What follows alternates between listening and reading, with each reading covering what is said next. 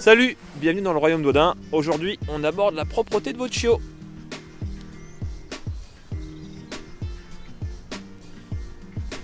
Alors la première chose qu'il faut déjà vous mettre en tête, c'est que le chien il est incapable de se retenir plus de 3-4 heures d'affilée.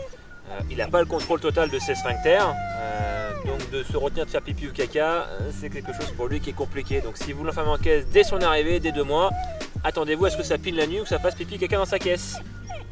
Hein loulou?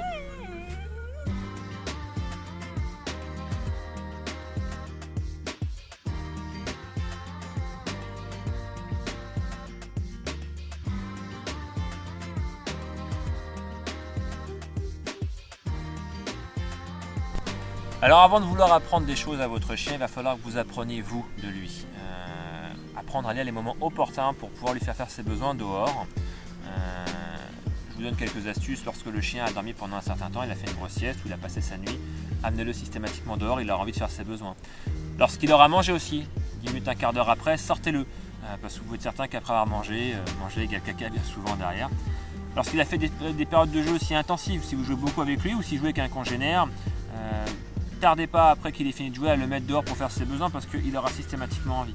Et dès qu'il est fait dehors, félicitez-le comme s'il avait inventé quelque chose d'extraordinaire. D'accord ? Ne le grondez jamais quand il le fait dans la maison, ça sert à rien.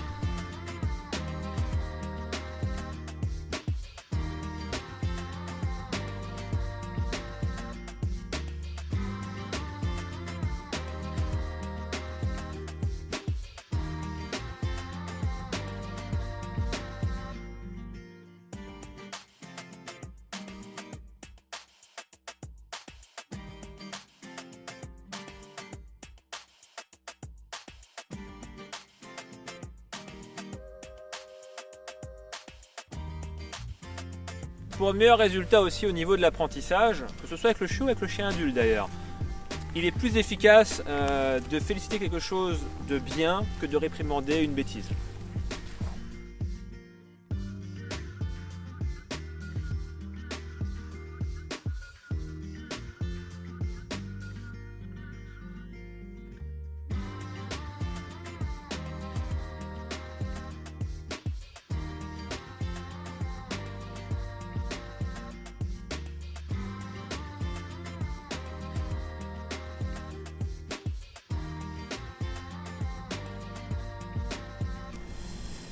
Comme je vous avais expliqué dans le monde de Mia, moi j'ai préféré faire le choix des alaises. C'est plus pratique, c'est plus économique que de mettre des tissus par terre ou de ne rien mettre et de ramasser, c'est jamais très agréable.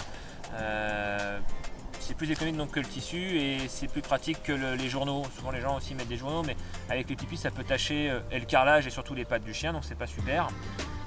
Lorsque votre chien fait pipi caca malgré tous vos efforts pour l'emmener dehors, pour qu'il comprenne que c'est dehors et qu'il les fait quand même dans la maison, ne le réprimandez pas. Comme je vous le disais, c'est plus efficace de féliciter une bonne action que de réprimander une bêtise. Et surtout ne ramassez pas devant lui parce qu'il associera finalement que là ce qui fait pipi caca dans la maison, ça attire votre attention, donc il associera que pipi égale attention du maître. Et donc ne ramassez pas devant lui aussi parce que vous allez vous mettre accroupi et ça pourrait être pour lui un appel au jeu. Donc il associera aussi que finalement pipi caca égale jeu à la maison.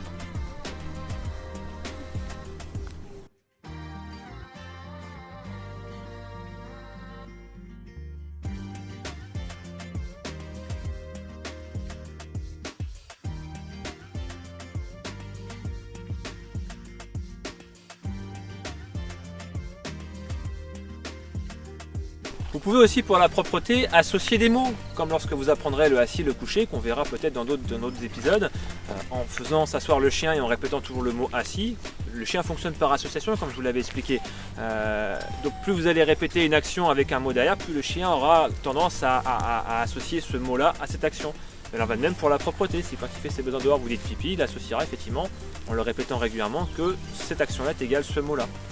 N'oubliez pas aussi qu'il est complètement inutile, si vous trouvez un pipi ou un caca dans la maison, d'aller lui mettre le nez dedans. Ça sert à rien. Ce qui est répugnant pour nous n'est pas forcément pour eux.